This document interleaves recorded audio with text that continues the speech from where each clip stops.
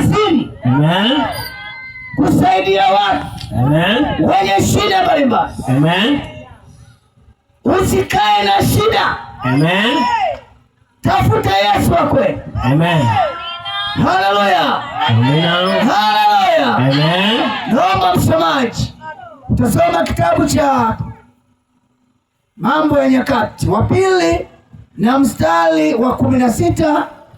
Samahani, sura ya 16 mstari wa 12. Mambo ya Nyakati wa pili sura ya 16 na mstari wa 12.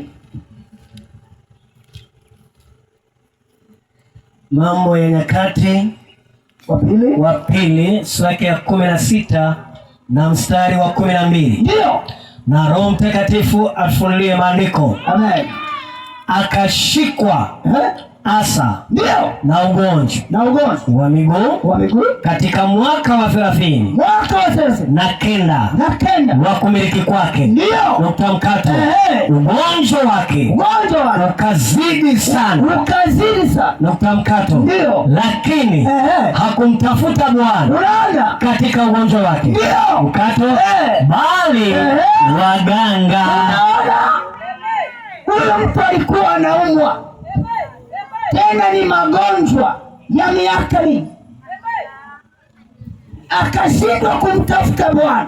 Amen. Bali alienda kwa waganga. Amina. Na leo asilimia ya watu wengi wanapenda sana kwenda kwa waganga wa kienyeji. Amina. Mganga hana uwezo wa kukusaidia wewe kabisa. Tunamwona mtu anayeteseka sana. Amina. Baada ya kumtafuta Yesu Kristo ndiye Yehova, yeye akaelekea kwa waganga. Amina. Kwenda kuchukua majini. Amina. Kwenda kuchukua mapembe. Amina.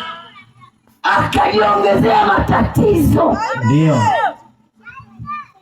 Akajiongezea shida. Amina. Usiende kwa waganga wa jadi. Usiende. Yesu Kristo ndiye Yehova. Kuja hapa Kiamarangi. Amina. Hajaja kwa bahati mbaya kabisa. Ameona unateseka. Ndio. Ameona shida zinakusumbua. Ndio maana amekuja Kiamarangi. Amen.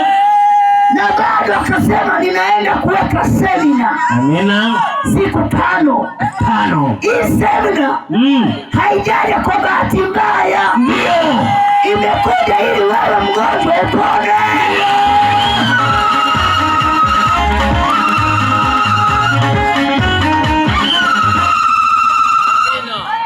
Ulale vizuri. Ndio. Nilisema jana. Amina. Wako wa baba hapa Kiamarangi.